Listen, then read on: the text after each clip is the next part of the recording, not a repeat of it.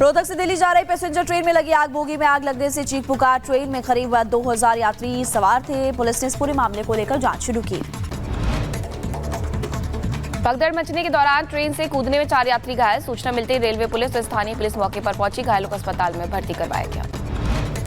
केरल के सीएम का काफिला हुआ हादसे का शिकार। स्कूटी सवार महिला को बचाने के चक्कर में आपस में भिड़ गई गाड़ियां। बाल बाल बचे सीएम पिनराई विजयन।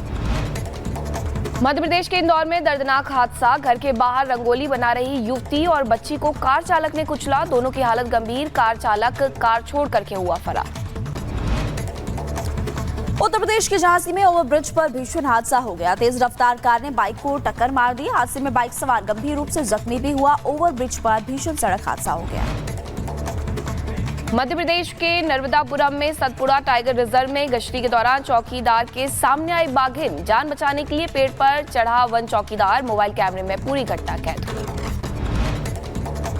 और दिल्ली में इंडिया गेट पर महिला पर्यटक के साथ बदसलूकी का वीडियो सोशल मीडिया पर वायरल हुआ। रील बनाने के चक्कर में शरारती तत्वों ने पर्यटकों को परेशान किया और पुलिस तलाश में जुटी।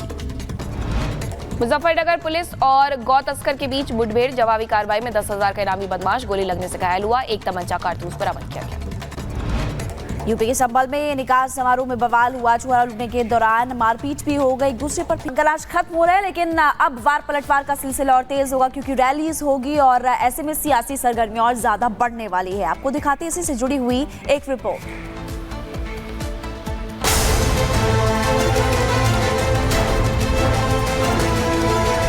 नामांकन का दौर खत्म। अब रैलियों में दिखेगा दम। 288 सीटों की बड़ी लड़ाई। महाराष्ट्र में सियासी पारा हाई।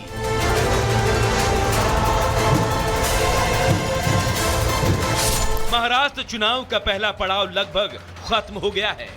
उम्मीदवारों के नामांकन का आज आखिरी दिन है और अब सारा ध्यान रैलियों और रोड शो पर होगा।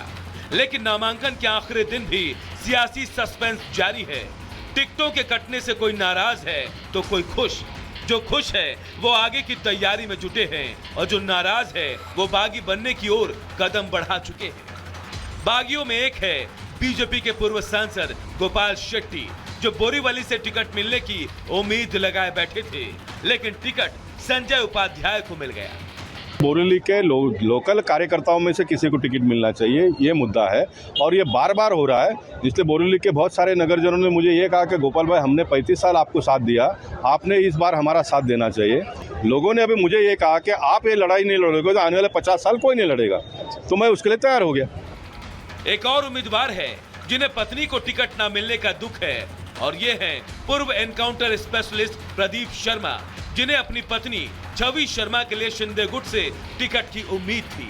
लेकिन उनकी उम्मीद तब टूट गई जब शिंदे गुट ने अपने उम्मीदवारों की लिस्ट जारी की और अब उन्होंने ऐलान कर दिया है कि उनकी पत्नी निर्दलीय ही चुनाव मैदान में उतरने का फैसला कर चुकी हैं। उनका मानना है कि वो बगावत नहीं कर रहे।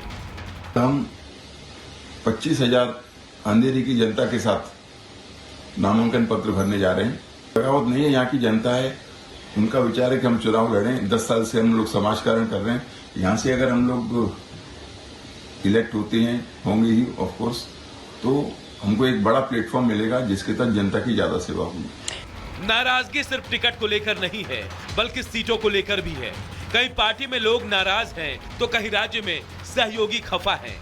धारावी की सीट के बारे में माननीय मुख्यमंत्री एकनाथ शिंदे साहब ने मुझे बताया था कि धारावी की सीट आरपीआई को छोड़ देंगे, लेकिन अभी तक कोई निश्चित फैसला हमें नजर नहीं आ रहा है। रात को मैं मुख्यमंत्री साहब से बात करूंगा और कल का एक ही दिन बाकी है। तो रिपब्लिकन पार्टी को 2 सीट तो मिलनी चाहिए। रिपब्लिकन पार्टी छोटी पार्टी है, लेकिन रिपब्लिकन पार्टी के साथ वर्कर की संख्या बहुत बड़ी है और हम ईमानदारी से महायुति के साथ है, तो रिपब्लिकन पार्टी को इतना निगलेक्ट करना ठीक नहीं है। उधर अजीत पवार महाराष्ट्र चुनाव से पहले अचानक भावुक हो गए। एक कार्यक्रम में भाषण के दौरान उन्होंने पहले तो पार्टी में बगावत करने के लिए अपनी गलती मानी। इसके बाद वो अपने चाचा शरद पवार पर हमला बोलने लगे। महाराष्ट्र की 288 सीटों की जंग दिन पर दिन और पेचीदा होता जा रहा है। टिकट बंटवारे का समय खत्म हो गया और अब तो नामांकन भी खत्म हो रहा है। मुसीबत इस बात की है कि जिन्हें टिकट नहीं मिला वो अब बागी बनकर अपनी ही पार्टी का खेल खराब करने की तैयारी में है। Bureau report, Republic Bharat. तो बारामती में पवार वर्सेस पवार है, यानी कि एनसीपी गुट की बात करें एक तरफ है अजित गुट और दूसरी तरफ की बात करें तो एनसीपी के शरद पवार गुट योगेंद्र यादव चुनाव लड़े, दोनों एक साथ। आपको बता दें कि बारामती में चाचा भतीजे की लड़ाई है, तस्वीर दोनों की आपको दिखाई रहे हैं और चाचा अजीत के सामने भतीजा योगेंद्र है, शरद पवार सपोर्ट भी कर रहे हैं। और देखिए अजित पवार इस सीट पर मौजूदा विधायक भी है, प्रदेश की अगर बात करें तो डिप्टी सीएम भी है, 3 बार अजित पवार इस सीट से जीत चुके हैं, लेकिन सामने इस बार भतीजा है। राज्य के मौजूदा डिप्टी सीएम भी, यह मैं आपको पहले भी बता चुकी हूँ, योगेंद्र यादव को शरद पवार का सपोर्ट भी है। तो यहाँ पर देखिए लड़ाई काफी ज्यादा अगर बात करें तो योगेंद्र पवार की हम आपको जानकारी दे रहे हैं। लोकसभा चुनाव में अजीत को लगा था झटका जब इनको उतारा था और बहन सुप्रिया सुले ने भी भाभी सुनेत्रा पवार को हराया था। तो एक बार फिर से इसी तरह की तैयारी में यहाँ पर शरद पवार नजर आ रहे हैं, क्योंकि आपको बता दें योगेंद्र पवार फिलहाल अभी चुनावी रण में है। अजित पवार की पत्नी है सुनेत्रा पवार, तो ये आपको बता रहे हैं कि अजित पवार का राजनीतिक करियर इस वक्त दांव पर है, क्योंकि कई बार वो विधायक रह चुके हैं और बारामती एनसीपी का गढ़ भी रहा है और इस बार शरद पवार ऑलरेडी भतीजे को सपोर्ट भी कर रहे हैं। 1999 से एनसीपी लगातार यहां पर जीत रही है। अब देखना होगा कि लोग किसको चुनते हैं, लेकिन यहां पर कांटे की लड़ाई फिलहाल देखने को मिल रही है। खबरों में आगे बढ़ते हैं, अगली खबर आपको मीनाक्षी बताएंगे। और बात करेंगे जम्मू के अखनूर में जिस तरीके से सेना के एम्बुलेंस को निशाना बनाया गया, हमला किया गया। 3 आतंकवादी थे जिसमें से एक को सेना के जवानों ने ढेर कर दिया है, 2 आतंकियों की घेराबंदी की गई है, लेकिन इस पूरे ऑपरेशन में डॉग फैंटम शहीद हो गया है।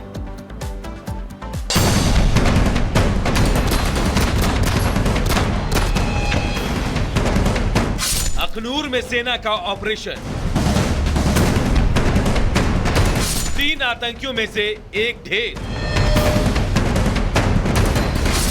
2 आतंकियों को सेना ने घेरा। मुठभेड़ में फैंटम हुआ शहीद।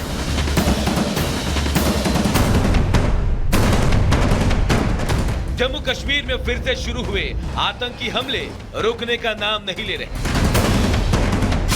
28 अक्टूबर की सुबह 3 आतंकियों ने बॉर्डर के पास अखनूर सेक्टर में सेना की एक एम्बुलेंस पर हमला कर ताबड़तोड़ गोलियां चलाई, जिसके बाद से इन आतंकियों को ढूंढने के लिए चलाया जा रहे सर्च ऑपरेशन में सेना ने एक आतंकी को ढेर कर दिया, तो वहीं 2 आतंकियों को घेर लिया गया है। दोनों तरफ से गोलियां चल रही हैं, गोलीबारी हो रही है। अखनूर के पलावला सेक्टर में एलओसी के पास हुए मुठभेड़ में सेना का स्नीफर डॉग फैंटम भी शहीद हो गया, जिसे लेकर व्हाइट नाइट कॉर्प्स ने एक्स पर पोस्ट किया। जब हमारे सैनिक फंसे हुए आतंकवादियों के करीब पहुंच रहे थे तो फैंटम ने दुश्मन की गोलीबारी का सामना किया, जिससे उसे घातक चोटें आई। उनके साहस, निष्ठा और समर्पण को कभी नहीं भुलाया जा सकेगा। हालांकि इस हमले के बाद सेना ने सर्च ऑपरेशन में हेलीकॉप्टर के जरिए जहां आतंकियों की तलाश शुरू की, तो वहीं एनएसजी के साथ एक दशक में पहली बार बीएमपी टैंक्स को भी इस ऑपरेशन का हिस्सा बनाया गया। अखनूर के हर आतंकी ठिकाने को नेस्तनाबूद करने के लिए इन टैंकों को लगाया गया है। अखनूर एनकाउंटर में सुरक्षा बलों द्वारा एक आतंकी को मार गिराया गया है, वहीं 2 आतंकी अभी भी एक्टिव हैं। लगातार विजुअल्स हम आपको दिखा रहे हैं भारतीय सेना की तरफ से। एक तरफ जहां इस ऑपरेशन में एनएसजी को लगाया गया है, इसके साथ आप देखिए कि जो आर्टिलरी टैंक्स हैं उनका भी इस्तेमाल जो है वो ऑपरेशंस में किया जा रहा है। ये तस्वीरें हम आपको रिपब्लिक मीडिया नेटवर्क पर दिखा रहे हैं, किस तरह से पानी जो है उसे पार कर कर, क्योंकि यहाँ पर कई वाटर बॉडीज हैं, पानी के स्रोत हैं, और उसे क्रॉस करके ये जो टैंक्स हैं ये अब ऑपरेशन साइट की तरफ जा रहे हैं। लगातार एक्सक्लूसिव विजुअल्स आप रिपब्लिक मीडिया नेटवर्क पर देख रहे हैं कि किस तरह से ये ऑपरेशंस लगातार जारी है और अब आर्टिलरी जो है उसका इस्तेमाल किया जाएगा आतंकियों के उस गढ़ को उड़ाने के लिए जहां पर आतंकी छिपे बैठे हैं। 4 टैंक्स आप इन तस्वीरों पर देख सकते हैं। जम्मू कश्मीर में चुनाव के बाद बढ़े आतंकी हमले बता रहे हैं कि लोकतंत्र की जीत के बाद आतंकी कितने बौखला गए हैं, और यही वजह है कि वो अब आम लोगों को भी निशाना बना रहे हैं। लेकिन वो भूल गए कि ये नया भारत है और नए भारत में जम्मू कश्मीर भी बदल चुका है, और अब भी आतंकी नहीं चेते तो आज नहीं तो कल सेना उन्हें जहन्नुम पहुंचा देगी। Bureau report, Republic Bharat. और अगर सिर्फ इस महीने की बात की जाए तो अभी तक 5 अटैक किए गए हैं आतंकियों के द्वारा, और उनकी बौखलाहट कब कब देखने को मिली है वो समझिए। 16 अक्टूबर की तारीख, जगह शोपिया, जहां पर प्रवासी युवक की गोली मार करके हत्या कर दी जाती है। एक ही मकसद है, डर फैलाना। 20 अक्टूबर को गांदरबल में एक डॉक्टर, 5 प्रवासी मजदूर समेत 7 लोगों की हत्या कर दी जाती है। ऐसे कई लोग थे जो जम्मू कश्मीर के ही निवासी थे और उन्हें भी घायल किया गया था। 24 अक्टूबर को बारामूला में सेना के काफिले पर हमला होता है, 3 जवान शहीद हो जाते हैं, 2 पोर्टर भी इसमें मारे जाते हैं। और वहीं 24 अक्टूबर की तारीख आती है, जगह होती है पुलवामा, आतंकियों ने मजदूर पर गोली चलाई, हमले में मजदूर घायल हो जाता है। 28 अक्टूबर अखनूर, सेना के एम्बुलेंस पर हमला, ये कल क्या है, यानी इस पूरे महीने में 5 अटैक हुए हैं और उनकी जो बौखलाहट है आतंकियों की वो साफ तौर पर देखने को मिल रही है। और चलिए बात करेंगे बर्निंग ट्रेन की, क्योंकि हरियाणा के रोहतक से दिल्ली ट्रेन जा रही थी और एक बोगी में आग लग गई, जोर का धमाका हुआ। आग लगने से 4 लोग जो गंभीर रूप से घायल हो गए।